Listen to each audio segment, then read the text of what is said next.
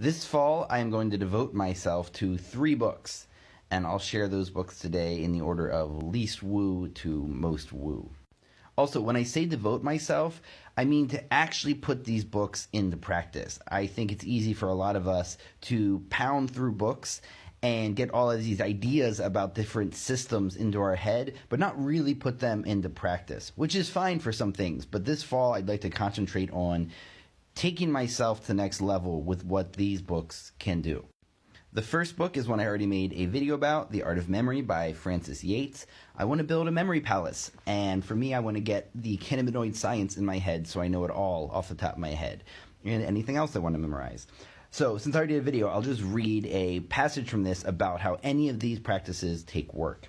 She says, "In every discipline, artistic theory is little avail without unremitting exercise, but especially in mnemonics. Theory is almost valueless unless made good by industry, devotion, toil, and care.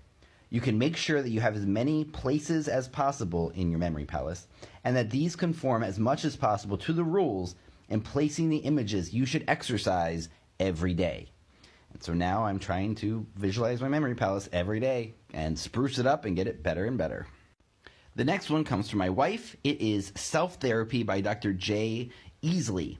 And what I love about this is it's based on the system called IFS, or Interfamily Systems, by Dick Schwartz, which is very simply treating yourself as if you have a bunch of parts inside of yourself. And Dick Schwartz is the first to admit that this stuff goes all the way back to Jung and maybe, back to someone like Paracelsus or even farther back in history. But this is the newest iteration of that idea of treating the parts inside yourself.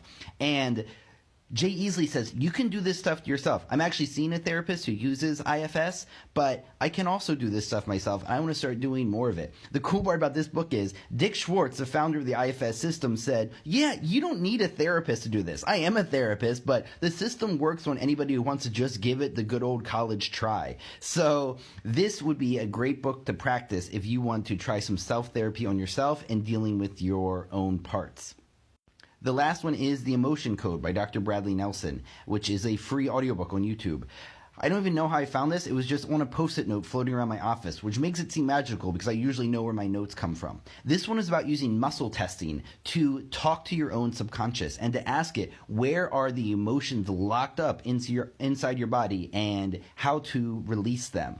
And to me, it seems like an update of something that has been happening for hundreds of years, this kind of healing. And this is just the newest iteration of it. And I have a gut feeling this is a thing for me to explore next.